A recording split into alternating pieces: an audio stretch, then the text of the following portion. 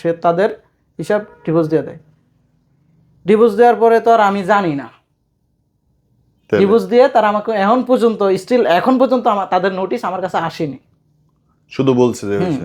মানে তারা 2 মাস হয়ে গেছে আমার ডিভোর্স দিয়ে দিচ্ছে অলরেডি। এখন পেপার তো গ্রামের বাড়িতে যাওয়ার কথা। না, আমার গ্রামের বাড়িতেও যায় নাই, আমার কাছেও আসলে কোথাও যায় নাই, পেপারস তাদের কাছে, তারা ডিভোর্স দিয়ে দিছে।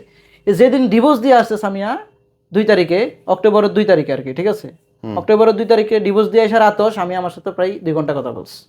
সে আমার সংসার করবে, আমার সাথে থাকবে, আমাকে সে অনেক ভালোবাসে, মৃত্যু পর্যন্ত সে আমার সাথে থাকবে। ওরে আমি না পাগল হয়ে গেলাম আজকে আপনার গল্প শুনে। আমার মানে আমি ধোকাবাজ মেয়ের গল্প শুনছি, কিন্তু এই রকম গল্প আমি কোনদিন শুনি নাই। মৃত্যু পর্যন্ত সে আমার সাথে থাকবে।